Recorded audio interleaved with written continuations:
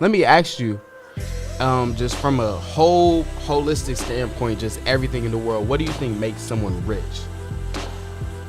What you mean rich? Like, and when I say rich, I don't mean just talking about money. So now every millionaire in the world isn't, in my opinion, isn't rich. You know, right. Because what I consider being rich, honestly, is being truly happy with yourself. Because somebody could give us all three of us $1 billion right now, and we could all be depressed, but then got that billion, and it may make us a little bit happy for a little bit.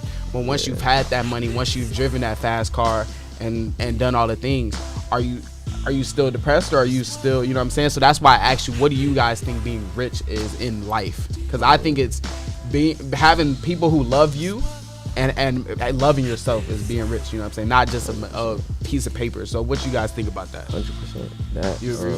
Yeah, happiness. But we can't sit here and act like financial freedom is not a part of the equation. Oh no, facts. That's facts. That's A facts. huge part of it, actually. That's facts. Because if you're worried about survival, you'll never really be happy. So. Oh yeah, that's definitely. But obviously, like happiness, love.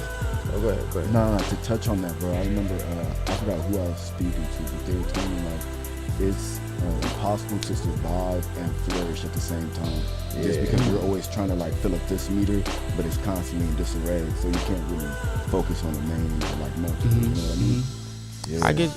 I get you though, but I think that's something definitely that I try and think about is like, what really makes you rich? Because would you rather be middle class, like super middle class, super happy, but you're not financially, you're nowhere near poor, but like you have to work hard to get that paycheck to pay your bills? Would you rather that, or just be super duper rich, filthy rich, but then have some stuff wrong with you? Like, which one would you rather?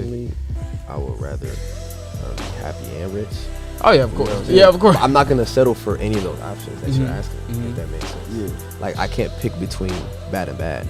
I want to be able to have both. Okay, yeah, I I can't feel even that. think of it as an option. If you give me a would you rather, I'm gonna say no.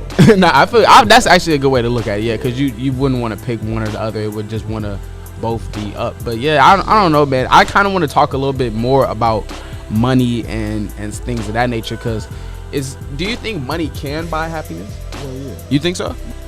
Do you think so? Do you think it can buy happiness for a short amount of time, or do you think it could definitely make you happy? Look, emotions temporary, happiness temporary happiness. So like it feels that. Okay, for sure. What you think? My thing is like, I think there are a lot of people in this world. You know how people always do the money can't buy you happiness, but then there are poor people that are happy. Yeah. Okay. If you're poor and you happy with what you have around you, the people around you, love yourself, love your family, and the one thing that's missing is the financial side, money is literally buying you happiness, because that's all that's missing. So I think it definitely can. A lot of people go through a lot of in their life, and a lot of people don't have the other side that makes you happy while you're poor, but a lot of people do. So if they have that, then money is literally buying the rest of the happiness. I got a good question for you. Shout out my boy Tyler back home. Don't know if he's watching this, but if you are, shout out to you. He asked me one time. Well, he didn't ask me. We were talking in our podcast. He was like, he went around at his school asking people if money wasn't a thing, like if there was no such thing as money, would you still be doing the same thing you're doing right now? Your career goals and your dreams and stuff, would you still be doing the same thing? Yeah, man. You think so? So like the music, your major, all that, you would still be doing it? Yes. I like that. Because I feel the same way. The stuff I'm doing, I would definitely. Actually, I don't think I would have stepped into it at first. I wouldn't have. You went to wouldn't have. college. You wouldn't have looked at. Okay. Yeah, but now that I'm here, I'm not even looking at it as like I want a future career and this and that. I'm looking at it as this is a beautiful experience and it's something I would genuinely pay for. And you would do it over again. Yeah. Okay, I feel you. What about you? Do you think you would still do the same thing you was doing if money wasn't an issue? If money wasn't a thing, not even an issue. If money just wasn't a thing, you think so? I think for sure. Just because like the I touched on and like what I'm doing right now is all stuff like for example with the music, bro. I used to write poetry as a kid, but then like when I would study or like write my papers, I'm looking at beats. It's just one day I put it together. So now it's like okay. And then like cooking, bro. Like I remember I'm making top ramen. I'm cutting up onions, trying to saute in with the and now listen. You get what I'm saying? I didn't even know you cooked. You cook for real? What's your favorite thing to cook? Bro, I be hungry, bro. Whatever. I feel you, man. I like, feel bro, you. the lifestyle, bro, is like we have leftovers, bro. Whatever's in there, you have to eat because like we're not letting that shit away. You know what I'm saying? So it's just like. Nah, I feel you. I think definitely touching on my perspective, I would definitely do what I'm doing without money. I mean, I feel like I could be way more free and genuinely do what I want if money wasn't a thing. Because obviously on this podcast, the goal is to get big or whatever, blah, blah, blah. And that kind of makes it to where I have to talk about stuff that I know people are going to listen to and that are going to be interested in, not just myself. But if it was up to me, I would just talk about strictly stuff that interests me. And for the most part, I do. But I still have it in the back of my mind that I have to do something so that the people on the internet can be interested as much as I am. You know what I'm saying? Right. So, but I think that's definitely a good question. Shout out to my boy. And that just came to my mind. I wanted to ask. And I'm glad you guys are all doing the things that, you know what I'm saying, still make you happy. But kind of transitioning out of like talking about social media and money, I want to talk about get deep into spirituality. So you spoke about it in our last podcast that spirituality is I think you said was one of the most overlooked things in the world. So even though it's been a few months since then, elaborate what you meant by when you said that. What did I say? You said, I think you even said, I think you said, correct me. Oh, my bad. I spit. I think, because I watched it the other day, you said one of the most overlooked things in the world, spirituality. I don't remember exactly what I meant by that, but if I had to take a guess now of what I would interpret that as now, especially given the conversation we're just having, it has to do with sitting with yourself as like a consciousness and a soul. And if you're so invested in your ego and all this social media stuff, you're not sitting with yourself. You're literally overlooking yourself. And I think spirituality is just the connection to self, in my opinion. That's all that is. Mm-hmm. So if we're consumed overly in this world, we're overlooking that. And I feel like as a society, we're not only trained to do so, but we're doing so. I want to ask you now, you mentioned about your ego.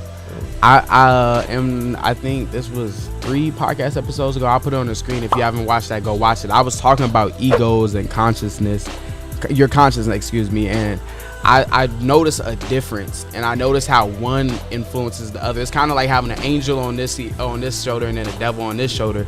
I want to ask you both, what are your thoughts about having an ego? How do you lose your ego? How do you inflate your ego in a positive way? Like, what are your thoughts on that?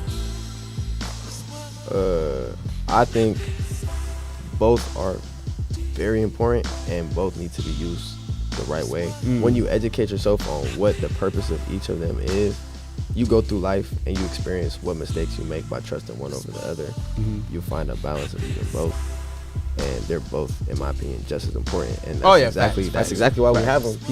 People wake up into spirituality and think they just want to kill their ego and shit. I'm like, bro, what? Nah, you have this to survive, and you need, like, we're over here talking about social media and still using it, right? This is just an analogy. Like, we're still doing this egotistical stuff, and that's never gonna change. So you have to like learn how to work with both. So what do you think influences your ego, and then what do you think influences your conscience? Your consciousness is not something that's influenced. It's just something that it is. But your consciousness influences your ego, and your whole environment, all your past experiences in your life are what build your ego to what it is. Everything you know, or mentally, logically, is your ego. Everything you feel intuitively, that gut feeling, is your consciousness. So in my video that I did, it was just me. I was talking about, I feel like, because I'm religious just as much as I am spiritual, but I feel like God is, you know how people say I can hear God talking? You can't obviously hear him talking, but I feel like he's talking through your conscience to where you're laying in bed at night and you're just, it's no ego, it's just you, and you're seeing like what you're doing wrong with life and then what you're doing good. That's God speaking to you through your conscience. Do you feel the same way kind of on that? 100%. I think, well, this is just my personal opinion on religion to begin with. I think it's just the allegory to kind of show us how we should be living within ourselves. Oh yeah, definitely. God is like, I think we're all made in his image. They said it themselves. So I think you have some God in you, and that's exactly what you are talking about, in my opinion. So I think, God is speaking through you. It's speaking through you if you let him. Definitely. Something you said makes me want to transition into another topic, but I don't want to undermine what you have, your opinions on egos and conscience. So what do you think about that? Like, how do you influence your ego? What's the difference between the two, and what's the importance between the two?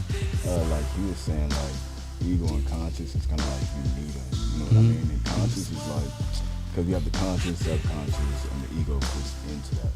So it's just like, in a sense, you kind of need ego to survive in kind of circumstances, just because like you have to thrive off something, and that positive outlook is always that rejoicing. And that's just like speaking on like personal experiences. You know what I'm saying? We probably relate. You know what I'm saying? So it's just like you have to be able to feed off something, and it's like conscience correlates to awareness. So it's just like you can have the moral conscience, or like some people have different standards. Right. Definitely. I agree, man. I think both of you guys had good answers, and they kind of both went in hand, and that my answer is kind of the same. Like I said, God influences your conscience and your ego. I'm not gonna lie, I was one of those people that say you gotta kill your ego. Not at all times, but you gotta kill it. But I like what you said, that you're not gonna, because you need your ego, because sometimes your ego could be where you get your confidence from. Your ego could be where you find out your true passions and things of that nature. So I kind of agree with you on that. But the question that I had when you said your whole speech about the ego and conscience is, you said that what did you say? I think you said that religion and spirituality are both like interconnected, right? So I wanted to ask you, this is something I think about all the time, because I'm a person, I like to question everything that's given to us from an early age. And from an early age, my mom has taught me about the importance of reading the Bible, going to church, and I do those things. I think I got like 10 more chapters in the Bible before I'm finished. So that's an award right there, because I've been reading the Bible since probably like 2019. But I say that to say I still try and question, like, what am I doing this for? So my question to you guys is, dang, I low-key hold on, I forgot Mark. Hold on. I swear it was a good question though. It was, dang, what was it? It was, oh yeah, okay. So it was like, okay, I remember. So it was like, you know how people say, oh, you gotta, if you lose your virginity, oh, that's a sin. If you kill people, that's a sin. Blah blah blah. If you don't go to church, quote unquote, that's a sin. If you don't, blah blah blah. Right? What do you guys think about that? Because I kind of feel that spirituality is more how God wants us to live than being religious, to where going to church, we're praising every Sunday. And I'm not saying that I don't do those things, but I'm just saying I think spirituality is more what we should be doing, as opposed to praying every day, doing religious practices. You know what I'm saying? So how do you guys feel about religious practices is pretty much my question.